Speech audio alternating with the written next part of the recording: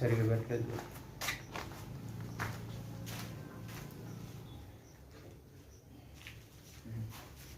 మన ప్రభువును రక్షకుడైన యేసుక్రీస్తు నామంలో మీ అందరికీ ప్రత్యేకమైన వందనాలు.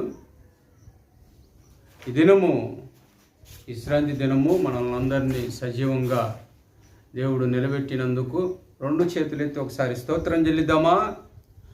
స్తోత్రం స్తోత్రం స్తోత్రం స్తోత్రం స్తోత్రం స్తోత్రం. మంచిది.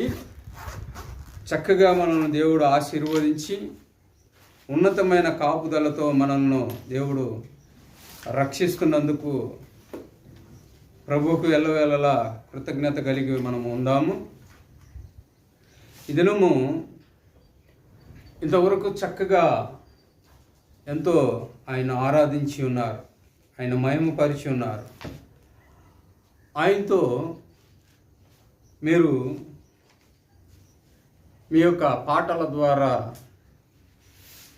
దేవుణ్ణి ఘనపరిచి ఆయన్ని కీర్తించి ఉన్నారు. మంచిదే. ప్రభువు మిమ్మల్ని కోరుకుంటుంది ఏంటంటే, మీరు చేయవలసినది దేవుని పక్షంగా ఏ విధంగా చేయాలో అది కోరుకుంటూ ఉన్నాడు. ఈరోజు మనుషులందరూ తమకిష్టమైన పనులు చేస్తూ ఉన్నారు, తమకిష్టమైన ఆలోచనతో ఉన్నారు, తమకు తోచినట్లుగా బ్రతుకుతూ ఉన్నారు. అయితే దేవుడు మిమ్మల్ని బట్టి కోరుకుంటుంది ఏంటంటే, మీరు చేయవలసిన పని ఏంటంటే, ఈరోజు అంశం ఏంటంటే, మానవుడు చేయవలసినది ఏం చేస్తూ ఉన్నాడు? ఇల్లు కట్టుకుంటూ ఉన్నాడు, ఆస్తులు సంపాదించుకుంటూ ఉన్నాడు, వెండి బంగారాలను సంపాదించుకుంటున్నాడు, ఆ తర్వాత పేరు ప్రఖ్యాతులను సంపాదించుకుంటూ ఉన్నారు. ఎక్కువగా మరి అనేక వాటి బిజినెస్ల్లో, ఉద్యోగాలలో ఏయో చేస్తూ బ్రతుకుతూ ఉన్నారు. మంచిదే. ఇది శరీర సంబంధంగా నీవు చేయవలసిన పని. అయితే దేవుడు కూడా నిన్ను నీ నుంచి చేయవలసినది కోరుకుంటూ ఉన్నాడు. అది మొదటగా చూద్దాము. 2వ దిన వృత్తాంతము 7వ అధ్యాయం 14వ వచనము. చదివేవారు చదవండి. 7వ అధ్యాయము 14వ వచనం.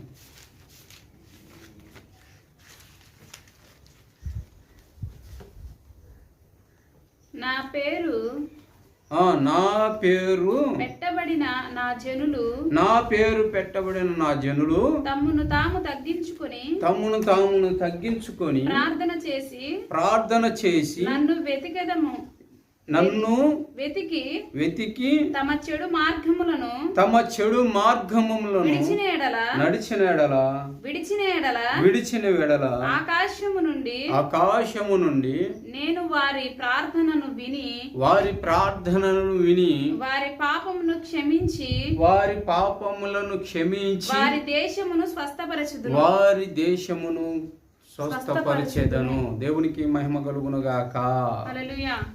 ఇక్కడ దేవుడు నిన్ను చేయవలసిన పని మొదటగా చెబుతున్న మాట ఏంటంటే, నిన్ను నీవు తగ్గించుకొని దేవునికి ప్రార్థన చేసేవాడిగా ఉండాలి.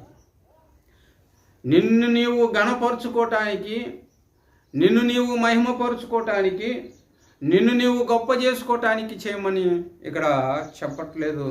ప్రియమైన సంఘమా, మనుషులారా, ప్రభు ఎదుట నీవు తగ్గించుకోవాలని, ఆ తగ్గింపు జీవితాన్ని చేయవాలని దేవుడు కోరుకుంటూ ఉన్నాడు.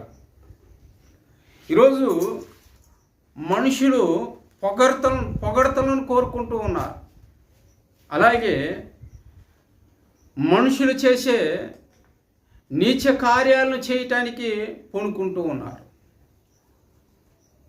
పాపము చేయటానికి పూనుకుంటూ ఉన్నారు. అనేక పరిస్థితులను అనుభవించటానికి చేస్తూ ఉన్నారు, కానీ దేవుడు చేయమని పనిని మటుకు చేయట్లా. ఇక్కడ నీవు తగ్గించుకొని దేవుని సన్నిధిలో ప్రార్థించినప్పుడు 3 ఆశీర్వాదకరమైన మాటలను మనకు చెబుతున్నాడు. మొదటిగా ఏంటంటే, ఇదిగో నీ పాపమును క్షమిస్తానంటూ ఉన్నాడు. రెండోదిగా నిన్ను ఆశీర్వదిస్తానంటూ ఉన్నాడు. మూడోదిగా ఇక్కడ నీకును నీ దేశమునకు నీ కుటుంబానికి స్వస్థత ఇస్తానని వాగ్దానం ఇస్తూ ఉన్నాడు.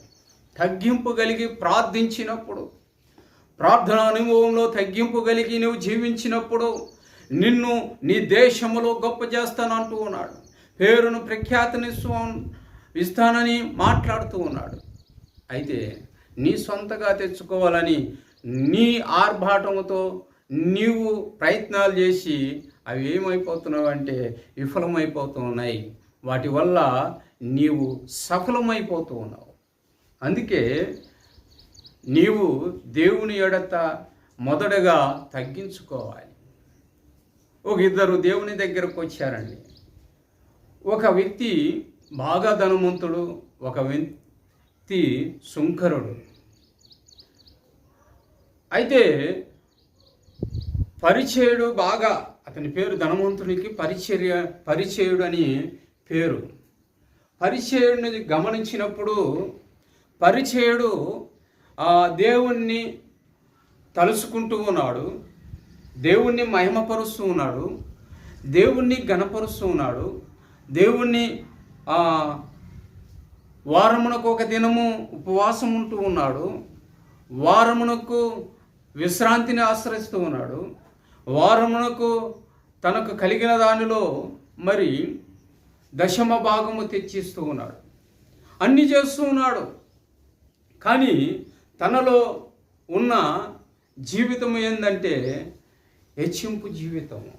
ప్రభు దగ్గర ఎప్పుడో ప్రభు నన్ను పిలుస్తాడేమో, అందరి ముందు నన్ను గణపరుస్తాడేమో, అందరి ముందు నన్ను ఇదిగో మెచ్చుకుంటాడేమో అని పొగడ్తలకు, పేరుకు, అలాగే ఉన్నతమైన ఘనతకు ఆయన ఎదురు చూస్తూ ఉన్నాడు. ఆయనతో పాటే ఆ జన సమూహంలో ఆయనతో పాటే ఒక్కడిగా వచ్చిన సుంకరి కూడా ఆ జన సమూహంలో దేవుని మాటలు వింటూ ఉన్నాడు, దేవుని సావాసము కలిగి ఉన్నాడు, దేవునితో మరి ఆయన చెప్పిన ఆ దైవ ఉపదేశమును వింటూ ఉన్నాడు. సుంకరి కోరుకుంటున్న మాట ఏంటంటే తనను దక్కించుకొని ప్రభు దగ్గరికి వచ్చాడు. ప్రభు దగ్గరికి వచ్చినప్పుడు ఈ యొక్క పరిచయుడైతే పేరు కోసం, ఘనత కోసము, ప్రఖ్యాతి కోసం ఎదురు చూస్తూ ఉన్నాడు. అయితే సుంకరి అయితే దూరంగా నిలబడి, అదిగో ప్రభు దగ్గర నేను నిలబడటానికి కూడా అర్హుణ్ణి కాదు, ఎందుకంటే నా జీవితము పాపము జీవితము, అబద్ధాల జీవితము, మోసకరమైన జీవితము, భయంకరమైన మత్సరములతో, క్రోధములతో, పాపముతో నిండిపోయిన నా జీవితము, ఇదిగో ప్రభు ముందు నిలబడటానికి కూడా అర్హత లేదని తనలో తాను పశ్చాత్తాపడుతూ, తనలో తనను వేదన చెందుతూ, తన మనసులో ప్రభుతో మాట్లాడుతున్నాడు. అయ్యా, నీ ముందు నిలబడటానికి కూడా నేను అర్హత లేనివాడనయ్యా, నీకు ఇష్టమైతే నా పాపమును క్షమించయని తనను తాను తగ్గించుకొని ఆత్మలో ప్రార్థన చేస్తున్నాడు. ప్రియ జన సమూహమా, మనుషులారా, సుంకరికున్న విశ్వాసము నీలో ఉన్నదా? సుంకరి కోరుకుంటూ ఉన్నాడు తనను తాను తగ్గించుకొని, తనలో ఉన్న పాపమును, తనలో ఉన్న మోసకరమైన జీవితాన్ని, తనలో ఉన్న అబద్ధాలను, తనలో ఉన్న భయంకరమైన ఆ చీకటి ప్రభావమును దేవుని దగ్గర తగ్గించుకొని ప్రభువు దగ్గరకు వచ్చి మాట్లాడుతున్నాడు.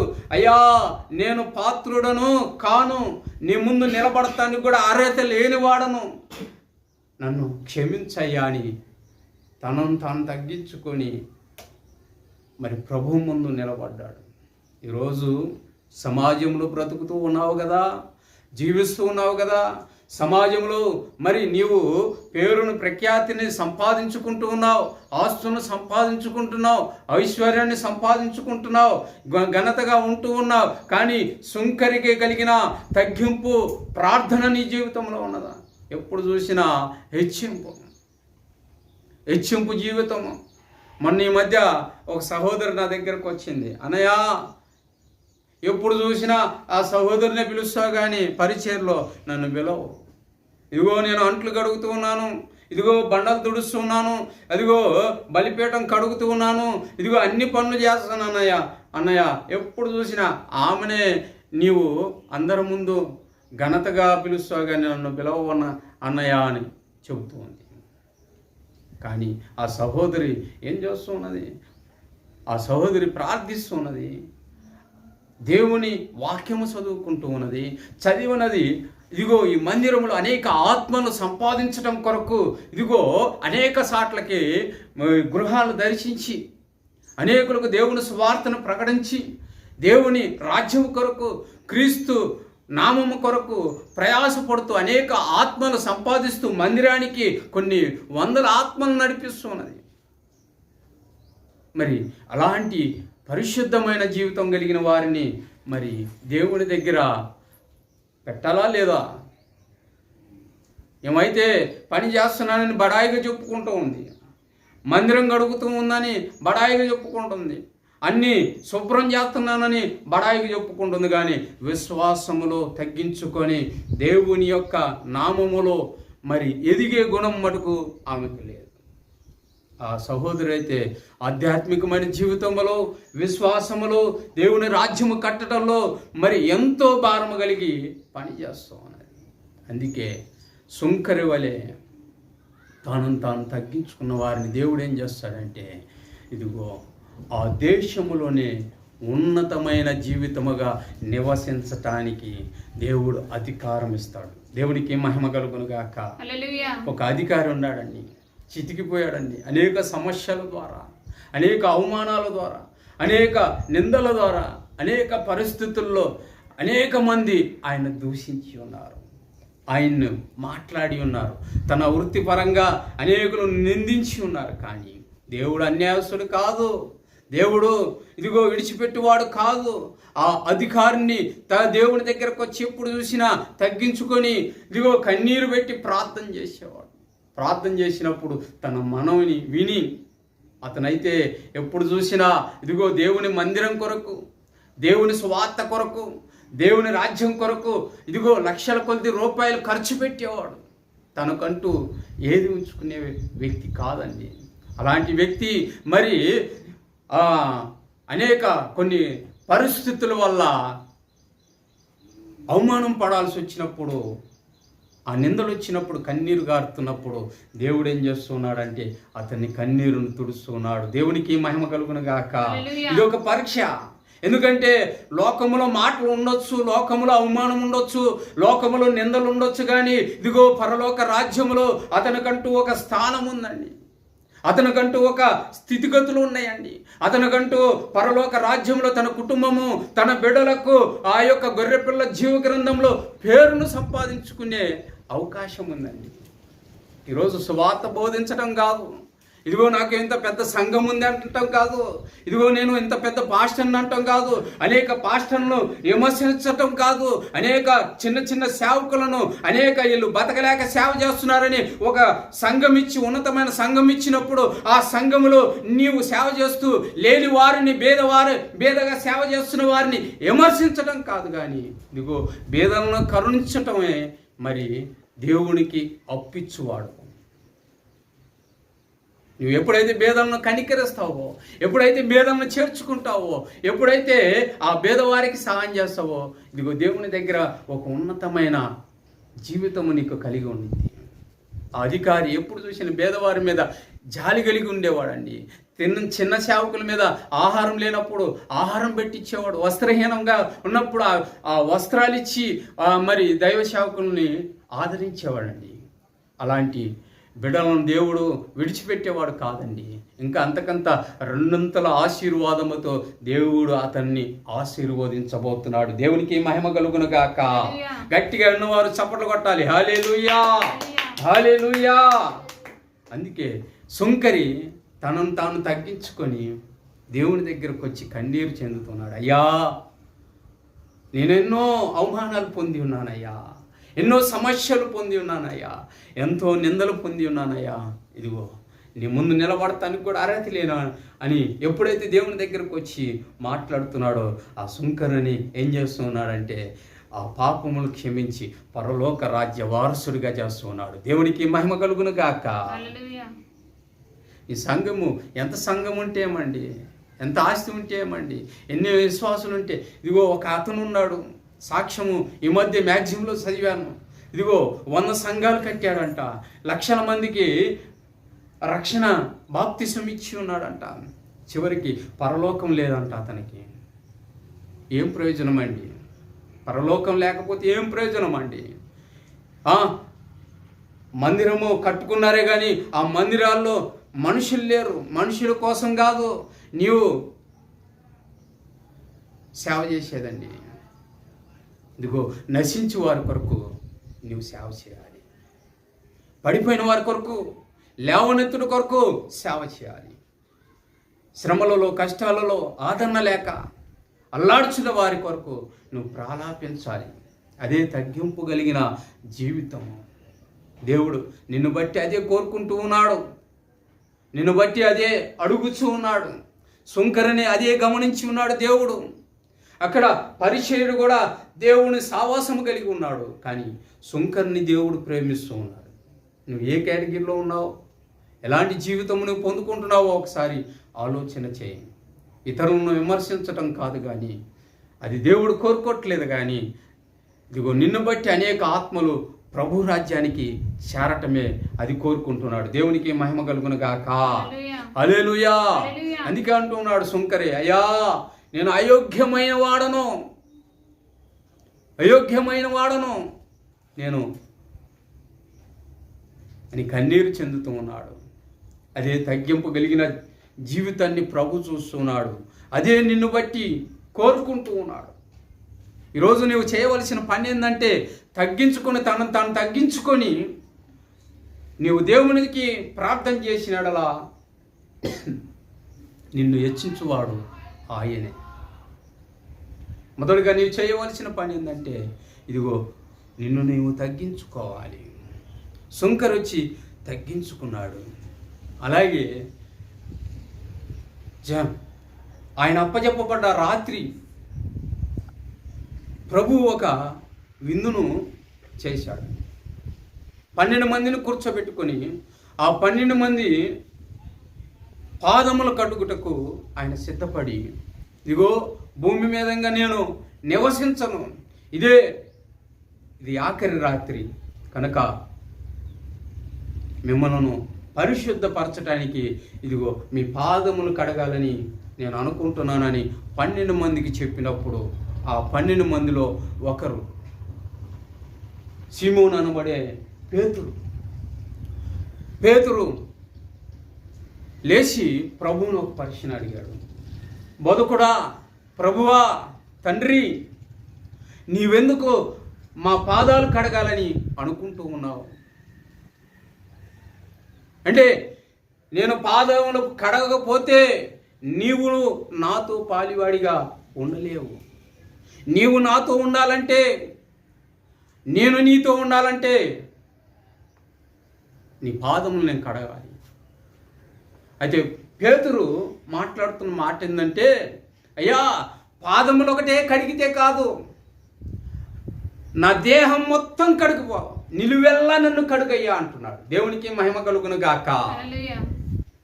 సేవ చేస్తే కాదు, నువ్వు సేవకుడు అయితే కావచ్చేమో, నువ్వు పరిశుద్ధమైన జీవితము జీవిస్తున్నావని అనుకోవచ్చేమో, విశ్వాస యాత్రలో నువ్వు నడుస్తున్నావని నీవు అనుకోవచ్చు. నేను పెద్ద సేవకుడిని, నాకు 600 మంది సంఘం ఉంది, 1000 మంది సంఘం ఉంది, పెద్ద సేవ ఉందని నీవు అనుకోవచ్చు. కానీ పేతురు ఇక్కడ నన్ను నిలువెల్లా కడుగు ప్రభువా అని కోరుకుంటూ ఉన్నాడు. ఎందుకంటూ ఉన్నాడు అంటే తన దేహంలో, తన ఆలోచనలో, తన ప్రవర్తనలో, తన యొక్క స్థితిగతులలో, తన యొక్క నడవడికలో లోపం ఉందని పేతురు ఎరిగి ఉన్నాడు. నీవు లోపాలను కప్పిపుచ్చుకుంటూ, పాపం అనేది కనపడుకుంటూ, మనుషులకు చిక్కకుండా నేను పెద్ద పరిశుద్ధుడని చెప్పుకుంటూ నేను పాదాలు కడుగుతున్నాను అంటే అది పరిశుద్ధమైన జీవితము కాదు. విశ్వాసి నీవు కూడా చేయాల్సిన పనులన్నీ చేస్తూ, మోసాలు చేస్తూ, అబద్ధాలు చేస్తూ, చీకటి ప్రవాహంతో జీవిస్తూ, ఈ లోక నటనలో జీవిస్తూ నేను పరిశుద్ధున్నని చెప్పుకుంటే కాదు. ఇక్కడ పేతురు దేవునితో సావాసము కలిగిన వ్యక్తి, దేవునితో జీవించిన వ్యక్తి, దేవునితో నడిచిన వ్యక్తి, దేవునితో పరిచర్లో ఉన్న వ్యక్తి. నేను మాట్లాడుతున్న మాట ఏంటంటే, అయ్యా అపవిత్రత ఉందయ్యా నా జీవితంలో, నా దేహంలో ఉందయ్యా, నా చూపుల్లో ఉందయ్యా, నా హృదయంలో ఉందయ్యా, నా శరీరంలో ఉందయ్యా, నా ఆలోచనలో ఉందయ్యా. అయ్యా నిలువెల్లా నన్ను కడుగు ప్రభువా అని కోరుకుంటూ ఉన్నాడు. అలాంటి తగ్గింపు కలిగిన జీవితము నీకు ఉన్నదా? ఒక ప్రశ్న. ఇక్కడ పాష గారు ఎవరో నిన్ను గద్దిస్తున్నాడని నువ్వు అనుకోవచ్చు. ఇక్కడ పాష గారు నిన్ను చూస్తున్నావు, కానీ పాష గారిలో ఉన్న ఆత్మను నువ్వు చూడట్లేదు. మాట్లాడువాడు ప్రభు అయిన యేసుక్రీస్తు. ప్రభు నీతో మాట్లాడుతున్నాడు. ఈ క్షణం ప్రభు నీ హృదయం దగ్గరికి వచ్చినప్పుడు, నీ దేహం కాడికి వచ్చినప్పుడు, నీ ముందు నిలబడ్డప్పుడు నీవు ఏ విధంగా సమాధానం చెప్పగలుగుతావు? నీ హృదయం అంత పరిశుద్ధమైనదా? నీ ఆలోచనలు అంత పరిశుద్ధమైనవా? నీ నడవడిక అంత పరిశుద్ధమైనదా? ఒకసారి ఓ విశ్వాసి సేవకుడా, దేవుని బిడ్డ, నిన్ను నీవు పరిశోధించుకో, నిన్ను నీవు దేవునికి అప్పచెప్పుకోవాల్సిందిగా కోరుకుంటూ ఉన్నాడు. అందుకే పేతురు వలె, అయ్యా నా దేహాన్ని కడుగయ్యా, నా ఆలోచనలు కడుగయ్యా, నా ప్రవర్తన కడుగయ్యా, నా జీవితాన్ని కడుగయ్యా అని నీవు తగ్గింపు కలిగి ఈ క్షణములో నీ హృదయంతో మాట్లాడుకొని ప్రభువుతో తగ్గించుకొని ఆయన్ని ప్రార్థించినలా నీ పాపములను క్షమించడానికి ఆయన సిద్ధమైన దేవుడు. దేవునికి మహిమ కలుగును గాక. నా పేరు పెట్టబడిన జనులు తాను తగ్గించుకొని నా యొద్దకొచ్చి అడిగిన ఎడల వాని పాపములను నేను క్షమిస్తానని అంటూ ఉన్నాడు. దేవునికి మహిమ కలుగును గాక. ఇక్కడ ఉంది ఆ లేఖనములో, ఆయన పేరు పెట్టబడిన మనము, క్రీస్తు అనే పేరు మన జీవితంలోకి వచ్చినప్పుడు, ఆయన రక్త మాంసములో కడగబడినప్పుడు, ఆయన శరీరము మనము భుజిస్తున్నప్పుడు, ఆయన బిడ్డలుగా మనము పేరు పెట్టబడ్డ మనము ఎలా ఉన్నాము, ఎలా జీవిస్తున్నాము ఒకసారి ఆలోచన చేయాలి. నా ప్రియమైన సహోదరి సహోదర, దేహంలో పాపం ఉంచుకొని, అయ్యా నీ రక్త మాంసంలో నేను చేయి వేస్తున్నానయ్యా, నీ శరీరంలో నేను చేయి వేస్తున్నానయ్యా, నన్ను పరిశుద్ధపరచని అడిగినా కానీ ఆయన అంటాడు, నీవు నా పాలివాడు కాదు. ఎందుకంటే ఇక లోక మాలిన్యత నీ చేతికి అంటి ఉన్నది గనక. ఇప్పుడు అదే చెబుతూ ఉన్నాడు. ప్రియమైన సహోదరి సహోదర, పేతురు వచ్చి ఇక లోక మాలిన్యత, ఈ లోకములో ఉన్న వైభవాలు, ఈ లోకములో ఉన్న పరిస్థితి మొత్తము నేను అనుభవిస్తున్నాను ప్రభువా, నిలువెల్లా నన్ను కడుగు ప్రభువా అని దేవుని దగ్గరకు వచ్చి అడుగుచున్నాడు. అందుకే ఈ క్షణంలో దేవుని మాటలు నీ హృదయం దగ్గరకు వచ్చి ఉన్నాయి. నీవు కూడా అయ్యా నా హృదయాన్ని కడుగయ్యా అని నమ్మినడల నిన్ను నీ పాపములను క్షమించటానికి ప్రభు సిద్ధమైన వాడు. అలాగే మరి యేసయ్యలాగా తగ్గించుకునే గుణం ఉండాలి.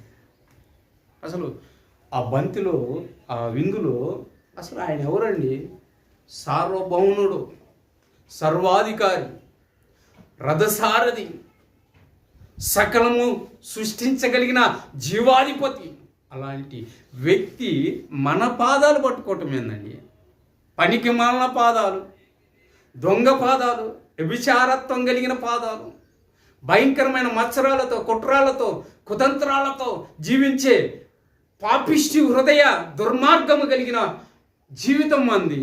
అలాంటిది ఆయన సర్వాధికారి అయి ఉండి మనిషి కుమారుడిగా ఈ లోకములో తనను తాను తగ్గించుకొని అద్వితీయ కుమారుడిగా నీ పాదములు కడుగుతూ ఉన్నాడంటే ఎంత ఆయన దగ్గర తగ్గింపు ఉందో ఒకసారి ఆలోచన చేశావా? ఆయన బిడ్డగా నువ్వు నిర్మించిన తర్వాత నీ జీవితం ఎలా ఉంది? ఒకసారి ఆలోచన కలిగి ఉన్నావా? నా ప్రియమైన సంగమా, మనుషులారా, హెచ్చింపు జీవితం, పొగడ్తలకు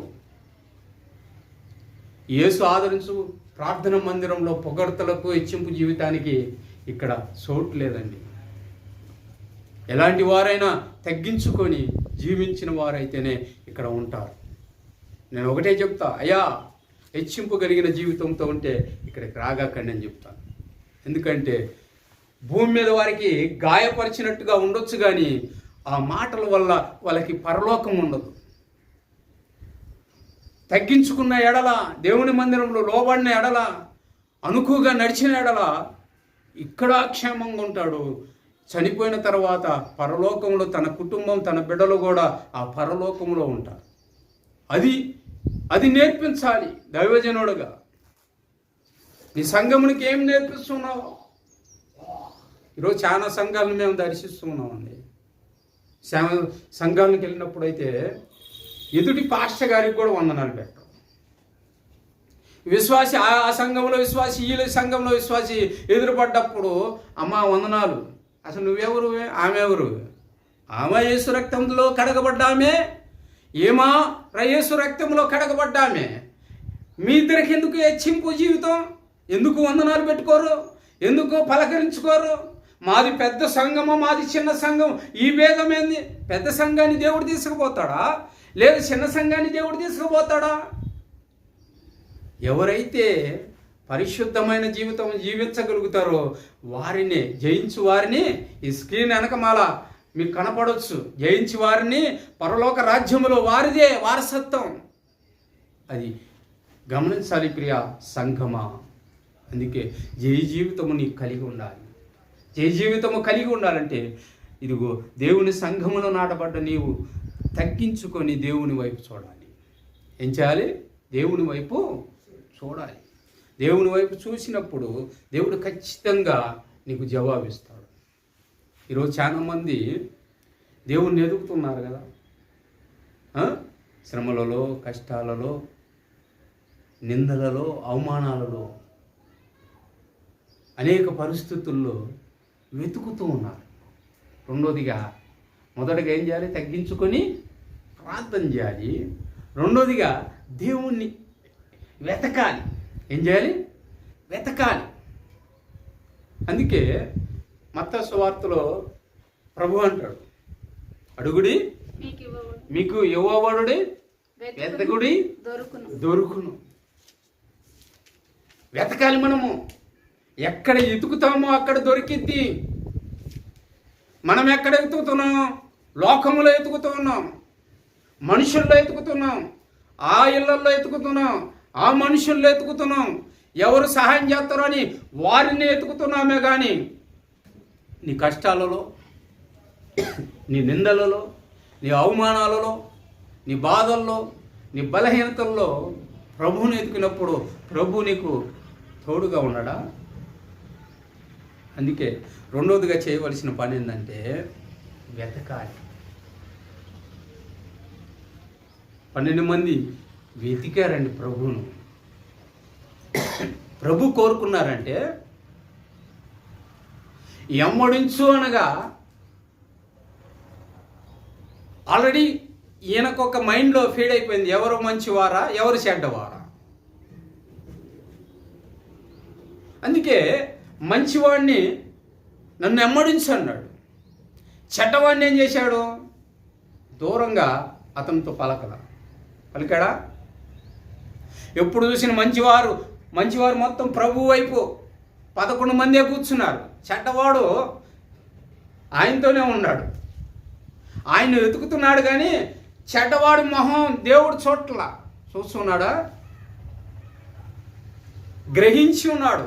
సందర్భం ఎప్పుడు వస్తుందో ఆ సందర్భమును బట్టి వాణ్ణి ఎప్పుడు బయటికి తేవాలో, ఆ వ్యక్తిని ఏ విధంగా మాట్లాడాలో ఆయనకు తెలుసు. అందుకే ఆ రాత్రి అప్పజెప్పబడే ఆ సమయంలో 12 మంది చేయి వేశారు. 12 మంది చేసినప్పుడు 12వ వాడు నేను కాదు కదా బోధకుడా అన్నప్పుడు ఆయనకి నువ్వు ఎరగవా అని ఆయన మాట్లాడలేదా? అంటే ప్రభువారికి తెలుసు. ఎందుకంటే ఎతుకు వారిని గురించి తెలుసు, వెతకని వారి గురించి కూడా తెలుసు. మంచివారికి దేవుడే, చెడ్డవారికి దేవుడే. ఏ ఒక్కరిని విడిచిపెట్టలా.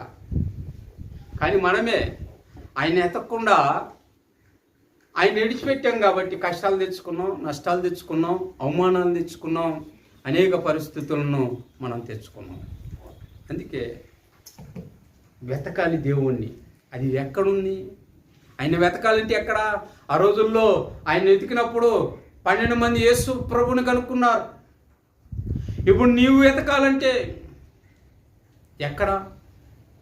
దేవుణ్ణి వెతకాలంటే ఎక్కడ? దేవుని సంఘం అండి, దేవుని మందిరం అండి, దేవుని స్థలం అండి. ఇది ఒకవేళ గోడలు ఉండొచ్చు, తర్వాత ఏదో 4 తడికలు ఉండొచ్చు, ఫ్లెక్సీలు ఉండొచ్చు. ఇక్కడ ఆయన వెతుకు స్థలం ఏదంటే దేవుని మందిరము. ఆయన అన్నాడుగా, ఈ మందిరము పడిపోయిన 3వ రోజు నేను కడతానన్నాడా. ఆ మందిరం ఏంటంటే ప్రభు అయిన యేసుక్రీస్తు. ఆ మందిరాన్ని మనము ఎతకాలి. ఆ మందిరములో ఏమున్నది? నిత్య సంతోషం ఉన్నది. ఆ మందిరములో శిక్ష జీవితం ఉన్నది. ఆ మందిరములో సమాధానం ఉంది. ఆ మందిరములో స్వస్థత ఉంది. ఆ మందిరములో ఆదరణ ఉంది. ఆ మందిరములో ప్రేమ ఉంది. ఆ మందిరములో ప్రోత్సాహం ఉంది. మందిరానికి ఎందుకు రావాలంటే మనుష్యుడు ఎందుకు వెతకాలంటే నువ్వు బాగుండటం కోసము, నువ్వు జీవించటం కోసము, నీవు దీర్ఘాయువు పొందుకోవడం కొరకు, ఈ లోకములో శ్రమలను, నష్టాలను, ఆపదలను, అవమానాలను, నిందలను, అప్పులను, అనేక పరిస్థితులను దాటుకొని వెళ్ళటానికి దేవుని మందిరమును నీవు వెతకాలి. దాని గురించి దేవుడు ఏం చేస్తున్నాడంటే నువ్వు చెయ్యి. తగ్గించుకొని దేవుని సన్నిధిలోకి ప్రార్థించు, అది చేయమంటూ ఉన్నాడు. రెండోదిగా దేవుని మందిరాన్ని నువ్వు ఎతకమని చెబుతూ ఉన్నాడు. దేవుడుండు స్థలాన్ని వెతకాలి. ఈరోజు ఒక ఆమె నిన్న మధ్య వెళ్తూ ఉండగా కడపత్రాలు ఇస్తూ ఉంటే, దేవుని గురించిన వాక్యం చెబుతూ ఉంటే ఆమె అంటుంది, అన్నా ఈ ప్రాంతంలో కళ్ళు కొట్టు ఎక్కడన్నా అని వెతుకుతుంది. కళ్ళు కొట్టుని వెతుక్కుంటుంది. చూడండి, దౌర్భాగ్యమైన జీవితం. ఒక లేడీ అయి ఉండి ఈ రాయలసీమ ప్రాంతంలో ఎక్కువ స్త్రీలు తాగుడుకు బానిసలైపోయారండి. దాన్ని ఎత్తుక్కుంటూ ఉన్నారు. ఆ మత్తు వల్ల ఏమవుతుంది నీకు? చాలా మందికి అర్థం కావట్లా. ఈ చిన్న సాక్ష్యం చెబుతానండి. నేను నా జీవితంలో అనుభవించి చెబుతున్న మాట. నా తండ్రి మత్తును ఎత్తుక్కొని ఆ మత్తు వల్ల ఇల్లును, ఆ తర్వాత కుటుంబాన్ని పేదరికం చేసి, అప్పులు పాలు చేసి రోగాన్ని తెచ్చుకున్నాడు. మత్తుకు అలవాటు పడ్డ వారికి ఏమొస్తుందంటే క్యాన్సర్ వస్తుంది.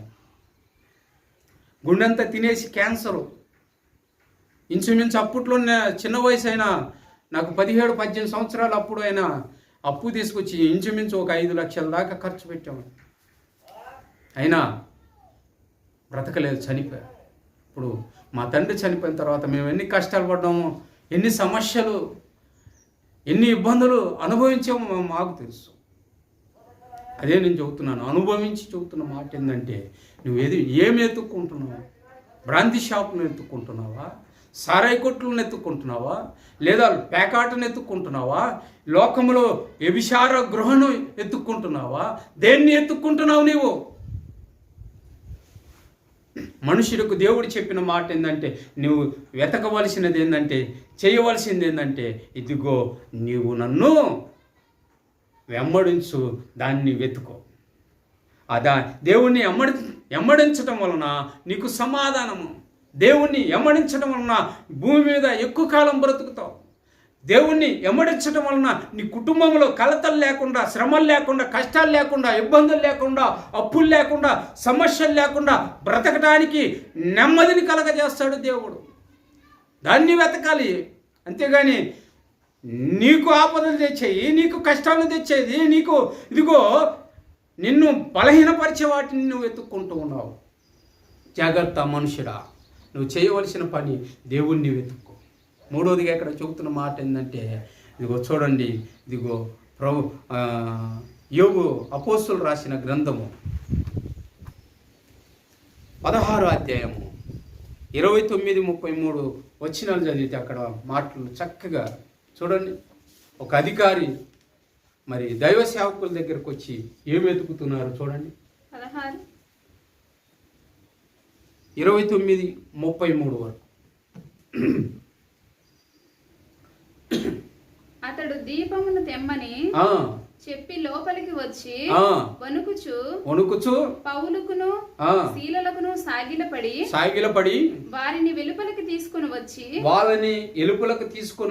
అయ్యలారా రక్షణ పొందుటకు నేనేమి చేయవలను? అందుకు వారు మాట్లాడుచు ప్రభువైన యేసునందు విశ్వాసముంచును. అప్పుడు నీవును నీ ఇంటి వారును రక్షణ పొందుదురని అతనికి అతని ఇంటి ఉన్న వారందరికీ దేవుని వాక్యం బోధించి చప్పట్లు కొట్టాలి. హల్లెలూయా. ఇక ఇక్కడ గొప్ప అధికారండి. ఉన్నతమైన ధనం ఉంది, ఉన్నతమైన పేరుంది, ఉన్నతమైన ప్రఖ్యాతి ఉంది, అతను నివసించడానికి ఒక ఉద్యోగం ఉన్నది, అన్నీ ఉన్నాయి. కానీ ఈ వ్యక్తి ఎవరిని వెతుకుతూ ఉన్నాడంటే, ఇదిగో దేవుని సన్నిధిని వెతుకుతూ ఉన్నాడు. దేవునికి మహిమ కలుగునుగాక. రక్షణ నేను పొందాలంటే, రక్షణ పొందితే గాని దేవుని సన్నిధిలో నిత్యము బ్రతకలేడు. రక్షణ పొందకుండా లోకంలో ఉన్నవారు సినిమాలకి, షికార్లకి, లోకంలో ఉన్న అల్లర్లతో కూడిన ఆటపాటలకి, పోకిరి మాటలకు వాటిని వెతుకుతారు, వాటిని చెయ్యాలని ఆలోచన చేస్తారు. కానీ రక్షణ పొందిన వ్యక్తి త్రాగుతాడా? రక్షణ పొందిన వ్యక్తి అబద్ధాలు ఆడతాడా? రక్షణ పొందిన వ్యక్తి మోసాలు చేస్తాడా? రక్షణ పొందిన వ్యక్తి లోకముతో వైరము కలిగి జీవిస్తాడా? జీవించలేడు. ఎందుకంటే దేవుని సన్నిధి అతనికి తెలుపుతూ ఉంది, ఇదిగో ఇది పాపము, ఇదిగో ఇది అక్రమము, ఇదిగో ఇది మోసము, ఇదిగో ఇది అన్యాయము, ఇది భయంకరమైన స్థితి, అక్కడ నీవు ఉండకూడదని దేవుని సన్నిధి అతన్ని పాపములో పడిపోకుండా రక్షణ గుర్తు చేస్తుందండి. అందుకే నీవు చేయవలసిన పని ఏంటంటే, నిత్యము దేవుని సన్నిధిలో నివసించటానికి, జీవించటానికి నువ్వు చేయాలి. యోబు తన జీవితంలో నిత్యము దేవుని సన్నిధిలో నివసించటానికి ప్రయత్నం చేశాడు. శ్రమలు వచ్చినాయి, అవమానాలు వచ్చినాయి, భార్య దూషించింది, బిడ్డలు చనిపోయారు, ఆస్తి పోయింది, గొర్రెలు పోయినాయి, అనేక పరిస్థితులు దూరం అయిపోయినాయి. కానీ యెహోవా ఇచ్చాడు, యెహోవా తీసుకున్నాడు. నేను మటుకు నోటి ద్వారా, చూపుల ద్వారా, ప్రవర్తన ద్వారా, ఆలోచన ద్వారా ఎలాంటి తప్పు చేయనని దేవుని సన్నిధిలో తీర్మానం కలిగి ఉన్నాడు. అసలు ఈ జైలు అధికారి కూడా నేను బైబిల్ చదువుతుండే ఎంత ఆశ్చర్యం వేసిందో. కొద్దిపాటు ధనం ఉంటే, కొద్దిపాటు ఐశ్వర్యం ఉంటే, కొద్దిపాటు పేరుంటే, ఈరోజు మనుషులు మాట్లాడుతున్న మాట ఏంటంటే, నాకు సమయం లేదు, బిజీగా ఉన్నాను బ్రదర్, చాలా ఇంపార్టెంట్ మీటింగ్స్లో ఉన్నాను, దేవుని సన్నిధిలో 1 గంట 2 గంటలు ఉండలేని దౌర్భాగ్యమైన పరిస్థితిలో జీవిస్తున్నట్టుగా మనుషుడు కనపడుతూ ఉన్నాడు దేవుని దృష్టికి. ఈ జైలు అధికారి అంటూ ఉన్నాడు, ఆ రాత్రి అర్ధరాత్రి భూకంపం వచ్చినప్పుడు ఆ భూకంపంలో ఖైదీలందరూ పారిపోయారేమని, ఇదిగో అతను వరలో ఉన్న కత్తిని తీసుకొని పొడుచుకొని చావాలని అనుకున్నప్పుడు అక్కడ దైవ సేవకుడు అంటూ ఉన్నాడు, పౌలు గారు, అయ్యా నువ్వు ఏ హాని చేసుకోవద్దు, ఇదిగో మేము ఇక్కడే ఉన్నాము, మాతో ఉన్న దేవుడు మమ్మల్ని పరిశుద్ధాత్మలో నడిపిస్తున్నాడు, ఇదిగో ఆయన్ని కీర్తిస్తున్నాం, ఆయన గణపరుస్తున్నాం, ఆయన మహిమపరుస్తున్నాం, ఇదిగో నీవు ఏ హాని చేసుకోవద్దంటే ఆ దైవ బిడ్డల యొక్క నీతి, ఆ దైవ బిడ్డల యొక్క మరి సత్యమును ఆ జైలు అధికారి అంటే తన ఇంటి మొత్తానికి రక్షణ కలిగజేస్తూ ఉన్నాడు. తీర్మానం చేసుకున్నాడు, అయ్యా ఒకప్పుడు నీ గురించి, నీ శక్తిని గురించి, నీ సామర్థ్యం గురించి, నీ యొక్క గొప్పతనం గురించి నేను తెలుసుకోలేదయ్యా, కానీ ఇప్పుడు ఈ సేవకుల ద్వారా, నీ బిడ్డల ద్వారా మేము తెలుసుకున్నామయ్యా, ఇదిగో జీవితకాలమంతా నిత్యము నీ సన్నిధిలో నేను నివసిస్తానయ్యా, దాన్నే చేస్తానయ్యా, నిత్యము నాకు సమయం ఉండలేకపోయిన మటుకు ఇదిగో పునరుద్ధానం దినం మటుకు నేను తప్పిపోనయ్యా, పునరుద్ధానం దినం మటుకు నీతోనే గడుపుతానయ్యా. అదేగా దేవుడు చెప్పింది, 6 దినములు మీరు పని చేసుకోండి, 7వ దినమున మీరు విశ్రాంతి తీసుకోమని. ఈరోజు ఏం చేస్తున్నాడంటే మానవుడు 7 దినాలు దేవుడిచ్చిన దినాన్ని కూడా దొంగిలిచ్చి 7వ దినాన్ని కూడా తనకు స్వలాపంగా వాడుకుంటూ ఉన్నాడు కనుక నష్టపోతున్నాడు మనుష్యుడు. అందుకే నా 2 చేతులెత్తి దైవ జనాంగమా, దేవుని బిడ్డలారా, ఇదిగో దేవుడిచ్చిన సమయాన్ని వ్యర్థం చేసుకోగా, కానీ 1 దినము గడుపుతా 1000 దినముల కంటే శ్రేష్టమైనది. ఇది నువ్వు కోల్పోయావంటే పరలోకములో 1000 దినాలు కోల్పోతావు, జాగ్రత్త. అందుకే తరతరాలను యుగ యుగాలను ఏలే దినాలను నీకు పెట్టి ఉన్నాడు కనుక ఆ 1 దినము, ఆ 1000 దినాలు అక్కడ గడపాలంటే ఈ 1 దినము ఈ భూలోకంలో దేవుని సన్నిధిలో నువ్వు గడపాల్సిందే. దేవుడి కొద్ది మాటలు దీవించి ఆశీర్వదించును కాక. అందరూ మోకరిద్దామండి. ప్రభు శరీరము, ప్రభు రక్తము మన మధ్యలో ఉన్నది కనుక మనము తీర్మానం చేసుకుందాం. ఇప్పుడే విన్నాం వాక్యం.